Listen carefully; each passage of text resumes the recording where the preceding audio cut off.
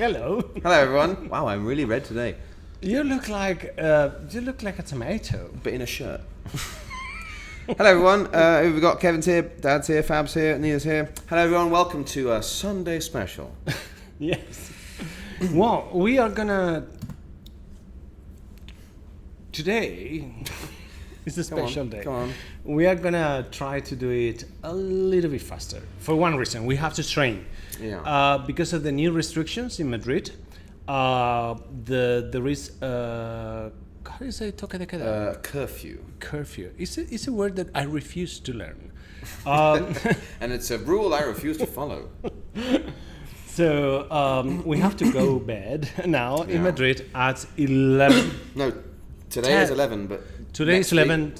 Tomorrow will be 10 o'clock. So we have to advance the next tastings to 9 p.m. instead of 9:30. We have to do it a little bit fast because I have to be back home. 40 minutes, 35 40 instead of the 50 rambling on for 50 minutes. Yeah. Because otherwise Rocky will be in jail. Yes. And I'm sure you don't want that. That'd be quite funny. I hope. That'd be quite funny. Craig's here. Nice salute, Luke, you see. Americans know. Sorry. Well, actually, they do that. They put on is that Craig? Tell me I'm right. You do this right. You kind of put your hand facing. Anyway, so today, what are we drinking? What are we drinking, Mr. Madrid? We are drinking Ribeiro, but Ribeiro is not always white. Sometimes it's red. But before that, let's do our usual things. Ribeiro. Well, first of all, homework. What you have to do now? Bring your your bottle of Casal de Armán. Take a picture, upload it to your favorite networks, social networks, and tag us. That will give you a place in the contest. A place in the contest to win this box of dreams. It's a wine course. If I go further away, it's easier to see. Oh my God. Every freaking time. There you go. Okay, it's a wine course, and the price is these 6 beautiful bottles of red wine. Well, 5 red wines and 1 rosé, and it's with the DVDs and it has a course. Have you seen the DVD? Do you know what's on it? I think it's an informative video about the wines or something. I think it's tastings of all the wines, explaining the differences, the aging. Does anybody even have a DVD player anymore? There's also a visit to the winery, which is what fell out of the box. Yes. So if you want to win this, let me put this back down again. If you want to win this, take a photo. As long as we see it, we'll put your name down on the list. It's already quite a hot competition. Craig hasn't. Yes, 100%. Craig that is the salute. He's not put anything on the internet. Craig's not been drinking. Craig is he's a hard person. He's a very hard person to work with. Unreliable. Anyway, so yes. So how was that weekend? It's time to celebrate the end of the weekend. Opening a bottle of wine. We're going to celebrate the end of the weekend and the start of the happy week, which you all love to do. Yes. With a Galician red wine, which is intriguing. Let's drink before the world Curfew. ends. And as far as I'm concerned, it's already ended. But anyway, ole. So, first things first, let's get a glass. So, oh, lovely colour. That's everyone's favourite sound, isn't it? I want to go to the toilet every time you do that. Oh, don't do it on the floor. Oh, sorry. All right, everything. First of all, cheers. Cheers. Happy Sunday. Happy pre-curfew. She's just a spicy minx. It's spicy and smoky, but we will talk about that in a moment. Cheers. That's nice. This is one of Pablo, our friend Pablo's, one of his favourite wines in the box. So, beautiful. Everyone, get your damn sheets. So, your technical sheet. I got my one here. Yeah, very good. And let's go for the name of the wine, Casal de Armán. Which is also, I've ruined the label a bit. Sorry about that. Casal de Armán. But I have a beautiful picture of the bottle here, yeah, it's better. which is better than reality. Reality sucks. So grapes. This is a blend of 3 grapes. Okay. Look, Daragot, what's this inside? Wait for the crazy words.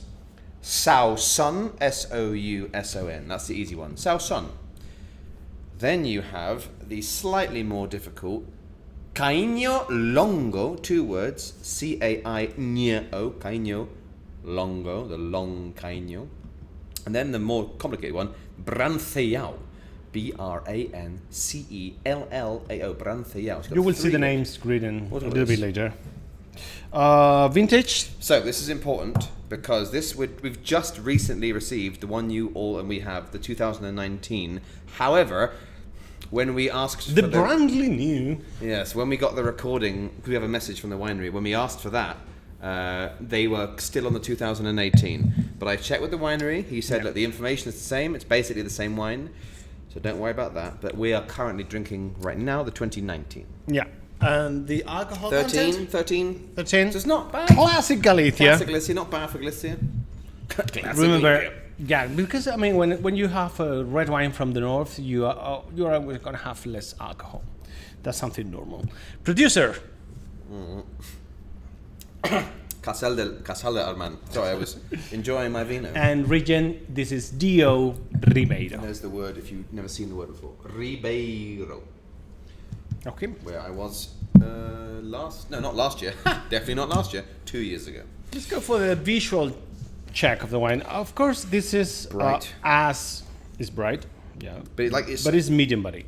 It's like luminescent. It's really bright coloured, like a shiny cherry, or a recently polished red Corvette. Yeah, I would say for the color, it's a young wine. It's super young. There's no oak at all in this.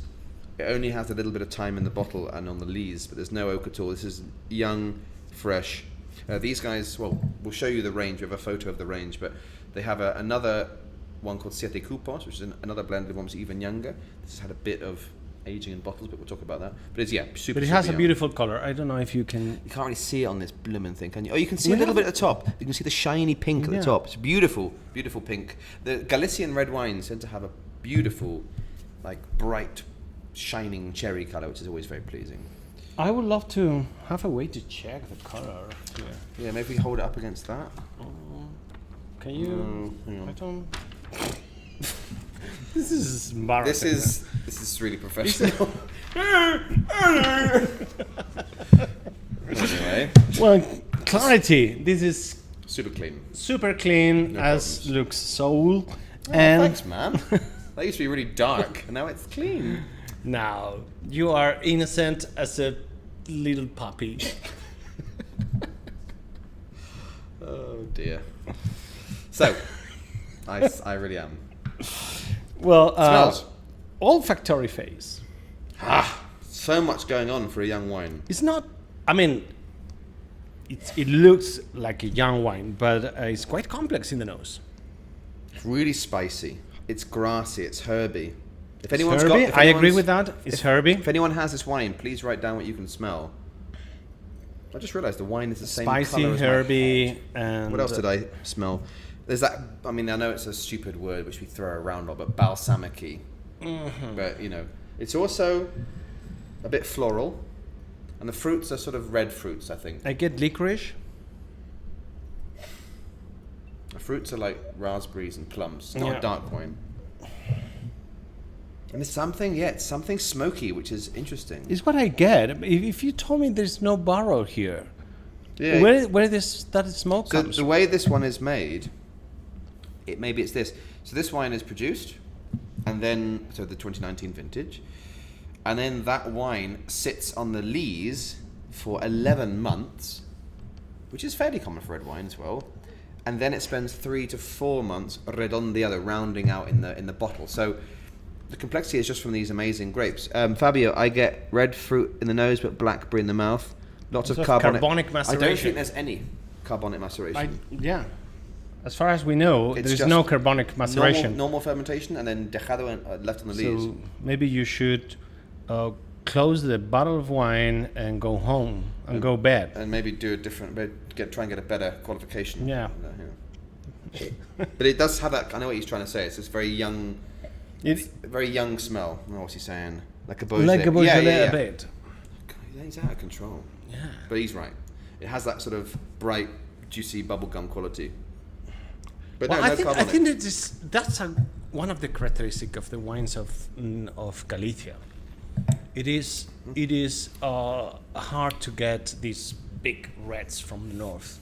I think the only... Okay, I know it's not officially Galicia, but the only ones up there which can be bigger, some of the Bierthos, I know it's not Galicia, but... It's not Galicia. When you get into Galicia... That's a fact. It's not Galicia. That is a fact. You can put that in your bank.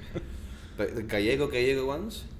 You cannot have like these big reds. Not really, no. No, you can't. We'll talk about that wine later. And the mouth is actually quite big and creamy. Bigger than I thought it was going to be. It's got quite a good structure. What about the acidity? Oh yeah, good point. Everyone start to dribble.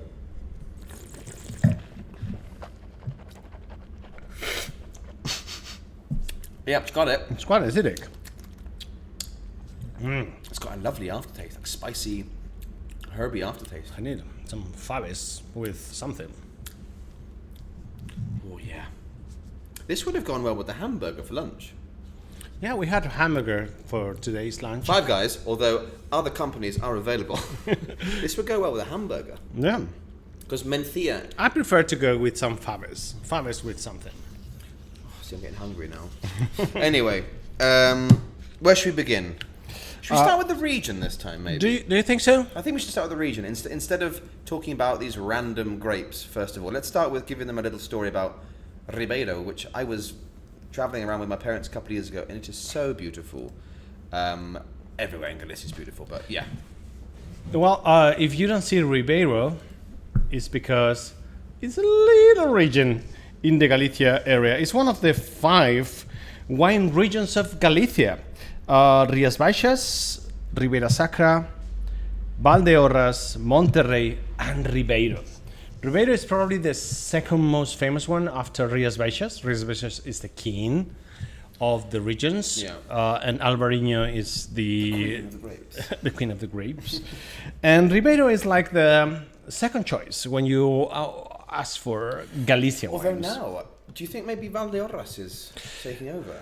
Valdeorras is quite big now. People go, I want a Godeo from Valdeorras. It's more, maybe they're taking over. But I think Valdeorras is, on the other hand, is the less Galician one. Yeah. It's like more linked to the It's Bierzo area. Like Bierzo's Galician friend. Exactly.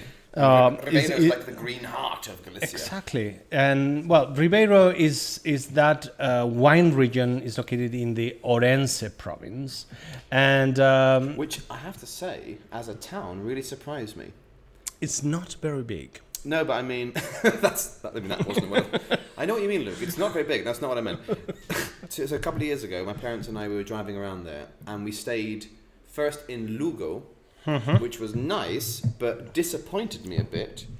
Which is, as in, it's very nice, but Ourense, which I expected to be a dump, was actually, the old town was more impressive. The walls of Lugo are amazing, but the old town of Ourense was beautiful. I've heard it's the less beautiful city. No, wrong. The new part of the town And is also I very heard ugly, but the summer there was very hard because it's very humid and hot. It's quite, for Galicia, it's quite a hot DO. I think it's one of the hottest DOs of Galicia. They get fires in Galicia, don't they? Yeah. Sometimes, yeah. But Ourense, the old town, the new town is one of the most ugly things you've ever seen in your life. But the old town was very pretty. But we have this region with 13 municipalities inside, and they are located all along the river Minho. It's the river there, and of course the climate, it can be more Atlantic. It is super Atlantic. Yeah. And let me show you. This is the DO region. a magnified part of the map. You might notice some. Yes, some of the river is there, Yeah. crossing the wine region. So I guess it's like a big valley all around it. Yeah, it's like a beautiful rumbling river valley essentially. Yeah. Well, the varieties. If Rías Baixas is the place where you can have the 100% Albarino wines, famous worldwide, Ribeiro is the place for blends. King of the blends, yeah. Treixadura, Torrentes, Palomino, Godello, Macabeo, Loureira, Albarino, Albilla, Macabeo, Lado. But what the hell is this? Calm down. What cows is this? Do you want Chardonnay? Stop putting white grapes. But yeah, it's a place where you can have any kind of blends. Reds, you have Caíño, Sauzón, yeah. Ferrón, Mencía, Tempranillo, blah, blah, blah, blah. Even Garnacha Tintorera. That is interesting. That's- I mean, I've only tried a couple of reds from Ribeiro, and they're always very nice. I think reds are only 10% of the production. Most of it's white. And if I remember correctly, feel free to correct me if I'm wrong, but if I remember correctly, in Ribeiro, the whites have to be more or less led principally by Treixadura. So I think there are some rules that the majority grape is supposed to be. I know, but that's wrong because we have a theme. Benedictus is Godello. Benedictus is a rarity. Yeah, It's not here anymore, but R.I.P. Benedictus Dominus. Yeah, we have a wine called Benedictus Fructus, which is a white wine, which is 100% Godello from Ribeiro, which is less common. But anyway, yeah, traditionally a blended area. how many liters of wine? 2019. I have no Guess. I don't know what to compare it to. I think it's quite productive though, Ribeiro. Think so? Give me three options. 3 options. 50 liters. Okay, considering Rioja is 250 million. Okay, leave it at that. I'll have a guess. Okay. I'm gonna guess now. 20 million. Once again, look, Darakat, it's more.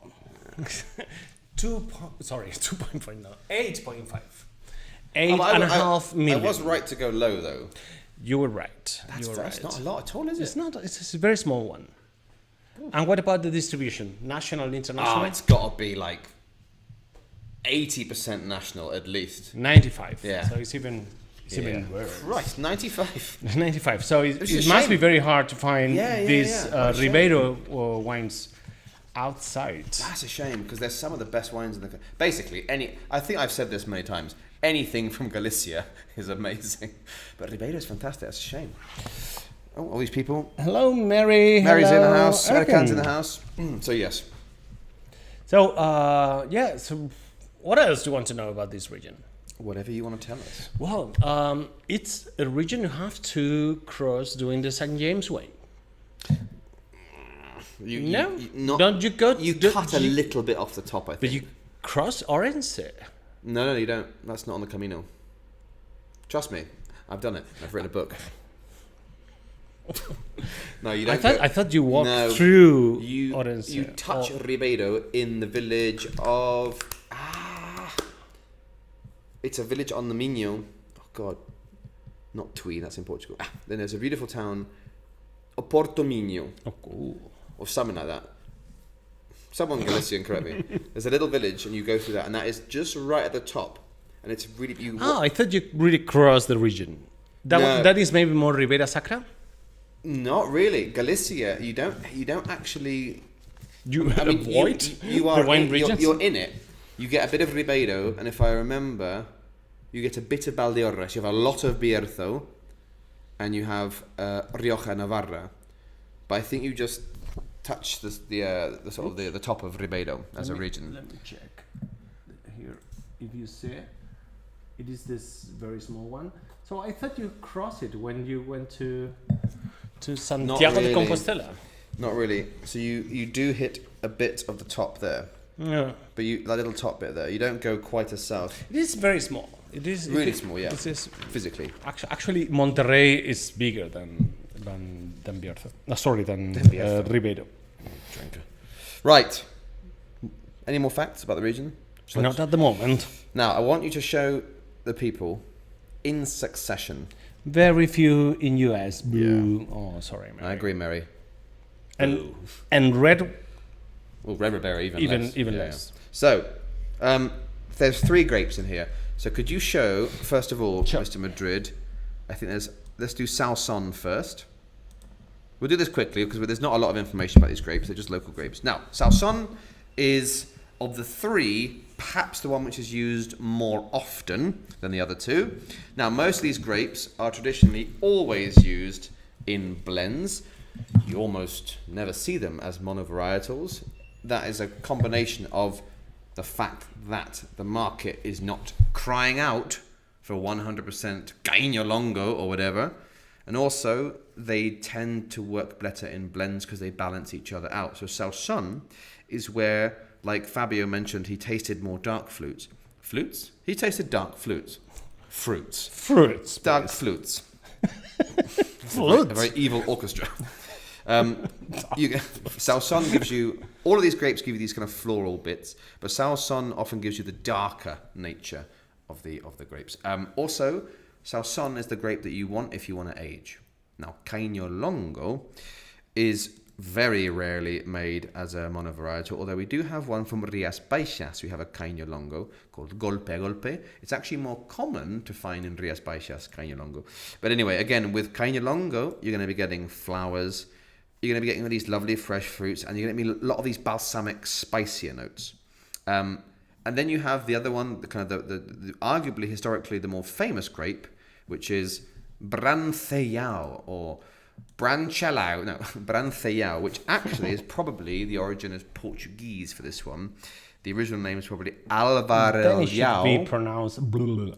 Well, I've written it down. Alvarelhao was the Portuguese name. It's impossible. It's incredible how they understand us. The Portuguese understand the Spanish people, but we cannot understand them. I mean, I love the Portuguese. I love Portugal, but they do sound like drunk Russians. When you mean Portugal, you mean that part? The one that got away. Okay. The region that escaped. You mean that part of the country? The 18th autonomous community. So yeah, this one, interestingly, in Portugal, it was really important in the 70s, and then lost favour. There was in 2010 there was only 67 hectares of this left, but as a grape it's got good booze and gives you these spicy red fruits. It's quite aromatic and gives you this grassy mineral. So if you get a kind of a herby grassiness, that's probably the Brancellao. And then you put them all together, and like an alchemist you can and you can sort of even them out. That's why I think this is quite cool, this wine, because it's so easy in Galicia for red wines to find Mencía. And just to let you know, this Thursday we're doing a Mencía tasting for Inside the Bottle. We love Mencía, okay? We are Mencía people. We're Menciños.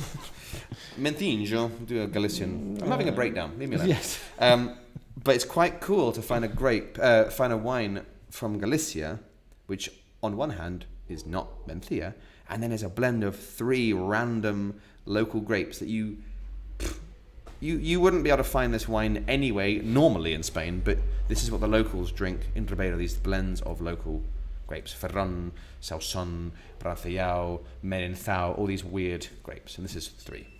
Do you think we should watch what the winery has to say about this wine? Go on in. Hola. Oh my God! Stop! How do we Stop! Hang on. Okay. Everyone relax. Oh my God! What happened there? How do we change this, Roque? Let me. I'll talk about some stuff first. Okay. In the meantime, we should be giving you the ballad. Yeah. Okay. Dance. No. Okay. Well, you look at this, and I'll give some introduction.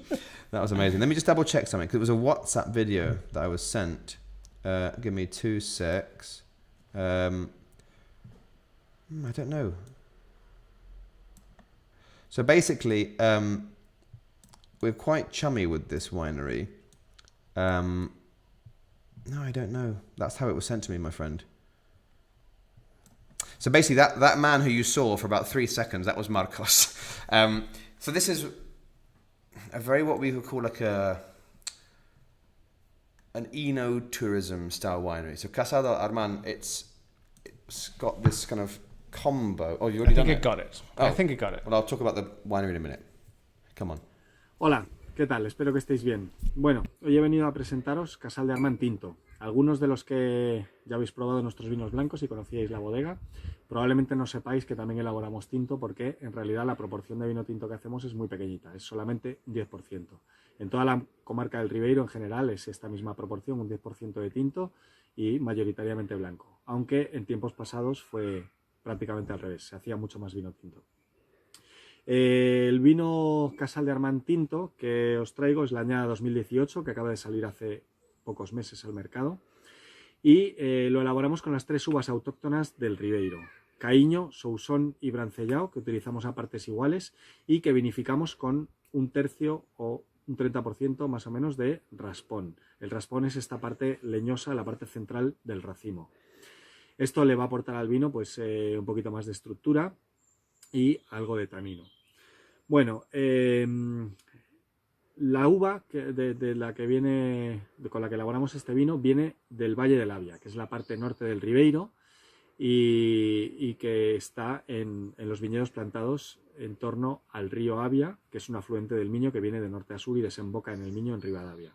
Entonces, en esta parte del Ribeiro es donde vamos a encontrar la mayor proporción de arcilla y esquisto. En todo el Ribeiro es fundamentalmente suelos graníticos y de arenas graníticas, que allí llamamos sábrego, pero en la margen izquierda del río Avia encontramos gran proporción de arcilla y esquisto, que nosotros creemos que viene muy bien para nuestros tintos porque le aporta un poquito más de carnosidad y de presencia, ¿no?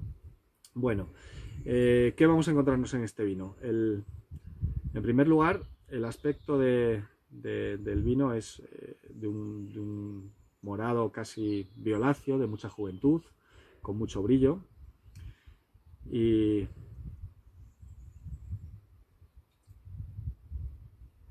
en nariz encontramos un perfil marcadamente atlántico, un vino muy gallego, que huele pues a notas balsámicas como de laurel, de zarzamora, frutos rojos, frutos del bosque, incluso algo de ciruela. 2018 fue una añada de calor y se nota pues muy buena madurez en este vino. Y en boca nos encontramos con un vino muy balsámico, muy fresco, con muy buena acidez, que alarga el gusto, que incita al trago. Es un vino maravilloso para la gastronomía gallega, para tomar con pulpo, como se hace comúnmente allí en la comarca, o con cocido gallego, con churrasco a la parrilla, costilla de cerdo a la parrilla, con barbacoas. Es un vino de trago largo, un vino que va a sentar de maravilla ahora que empiezan los meses un poco más cálidos, y que os invito a probar y a conocer, porque es la auténtica expresión del tinto gallego, del tinto del Ribeiro, una de las comarcas más antiguas comercialmente en el mundo del vino de Galicia. Bueno, chicos, os animo a seguir probando vino, a quedaros en casa disfrutando de la mejor manera. Hello. Thank you, Marcos, for that message.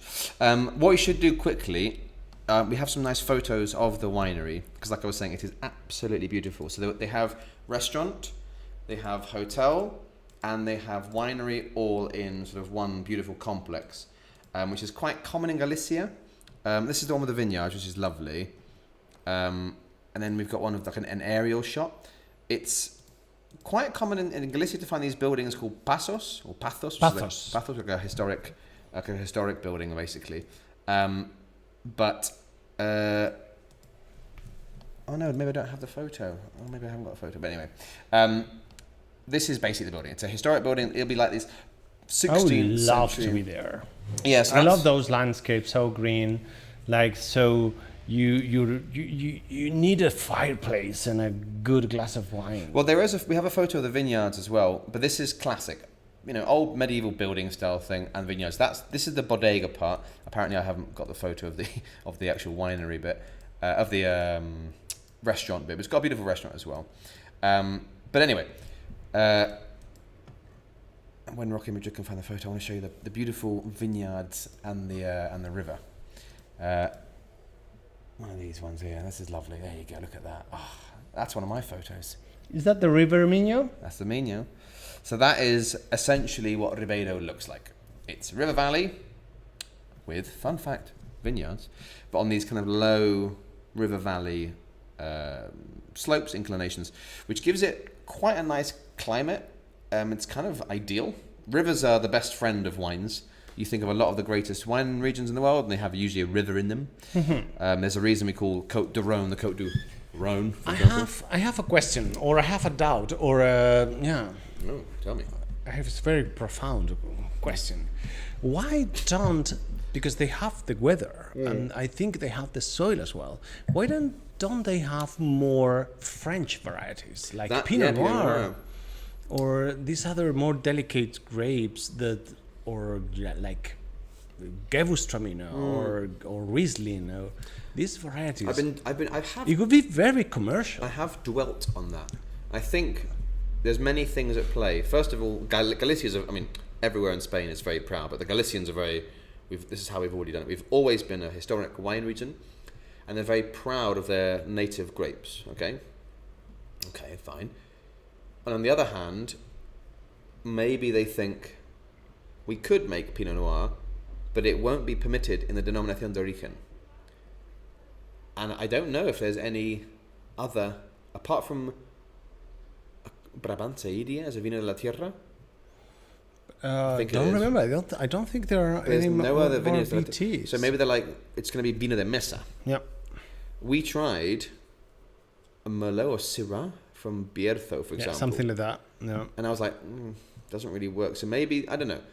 Also, these are small, really quite small regions, and there's not much space for vineyards.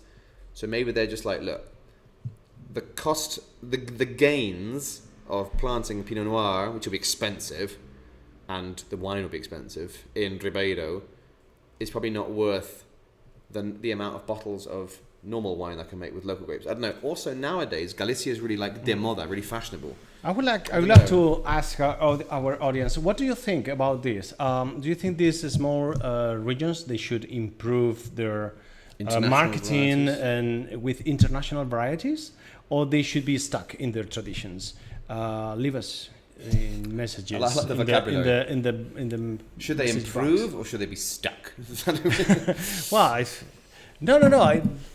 You know me. I don't want to. I'm a wine racist. Put pressure with my words. Get rid of your Pinot Noirs. Spanish wines. So Pinot Noir can be wonderful when it's very well made. Is really good. And say goodbye to your euros as well at the same time. So we've got we have 2 questions today. 2 questions. What an extravagance! What an extravagance. Any questions in the chat? No questions, chat. So very quickly, one's a very quick question, and it has nothing to do with this wine, but Mando Bravoi or Mando Bravoi. Instagram. I don't know. That comes through the OnlyFans account. That's yeah. Oh yeah. Macho Bravo. Macho Bravo. Macho Bravo, 7 inches. What? He says this has nothing to do with anything, but well, I'll answer it quickly because it's our job. What temperature to drink different sherries, for example, Manzanilla and Oloroso? Oh, that's for you. Very quickly, Manzanilla and Fino, the white styles, 7 to 10 degrees, nice and cold. Amontillado, Oloroso, Palo Cortado, you can do more like 14 to 16 if you want. Cool room temperature, or maybe leave it in the fridge for half an hour, that kind of idea. It doesn't have to be very cold. And Pedro Jimenez, very, very cold because it's so sweet. I hope that answers that question. Now, we have a slightly more poetic question from Puelles Arturo, but I think it's Arturo Puelles, from Instagram as well. He says, what do you value in a wine when it comes to having it in your shop?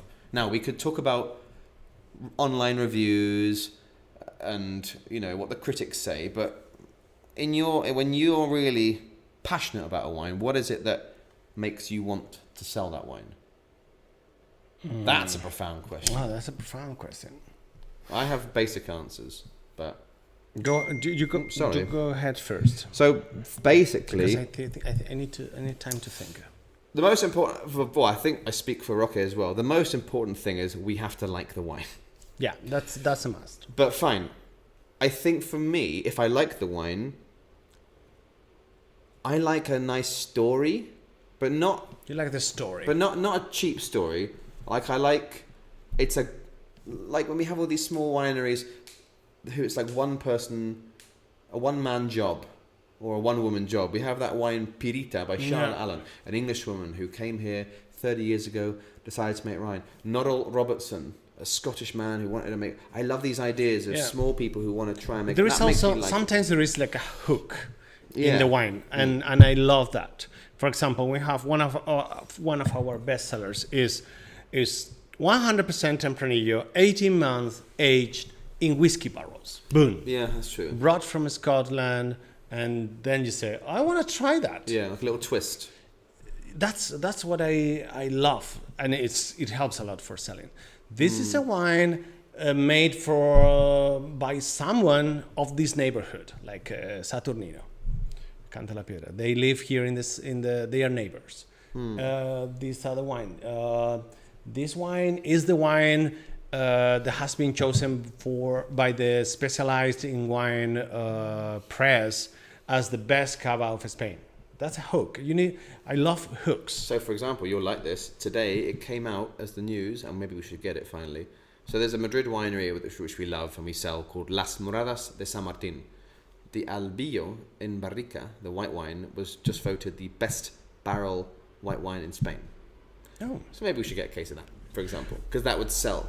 The hook sometimes can be like ridiculous or even nonsense, but I don't care. It's a hook. For example, when this is a wine with a label with a fat man on it, but when it's properly cold, the nipples of the man become blue, and people say, "I want that. Give me 5." Yes. So for you, a good marketing hook. For me, maybe a nice story, but it's the same kind of idea. I think we like something which adds a bit of flavour to the idea of the wine, not just the flavour of the wine. But the hook is very important. Anna, I wouldn't go for the non-traditional grapes. Nina, stay with tradition. Yeah, Brian, stay traditional. Craig, stay traditional. Mary, I prefer the indigenous varieties. And Fabio, I wouldn't buy this wine in a shop, but I might pick up a Galician Piquant. Word has not. Well, no, Fabio disagrees. Fabio would happily buy a Galician Piquant. I never listened to Fabio. I actually, it's blocking my chat, as you can see. It just comes up as like F. Star asterisk asterisk asterisk and then just blank space. It's really weird. So thank you, Arturo, for your question. I have nothing more to say. Just a nice wine from a 4 generations Galician family. Well, I think we have done very well our job. It's close to 40 minutes. Yeah.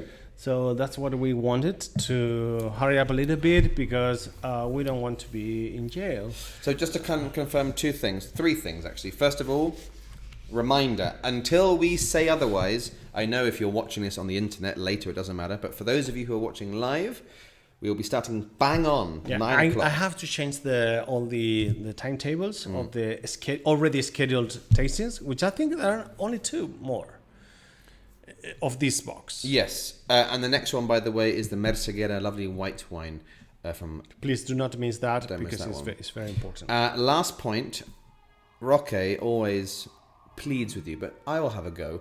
Give us a like. Yes, give us a like. There's 12 people watching, and we only have 5 at the moment right now. Ooh, long message. Okay. I've always heard that reds should be open and left open for a while before drinking. You've never mentioned that the wines you're drinking have been open. It's mostly bollocks. You can do it in your glass most of the time. You don't really need... I hate it when people go, "Oh, I opened this bottle 3 hours ago." It's like, well, you're a loser. No. It doesn't matter. As in, if you have a very old wine, you want to open it up a bit more. Maybe a decanter's good. Get rid of the sediment. But most normal wines... Normally, and it's a pain in the ass to wash those. We got 2 more likes. I did my job. So yes, as always... It's very hard. I mean, there is a place in hell for the decanters inventor. Yeah. And... you use it. Oh, it's so great. Now wash it up. No!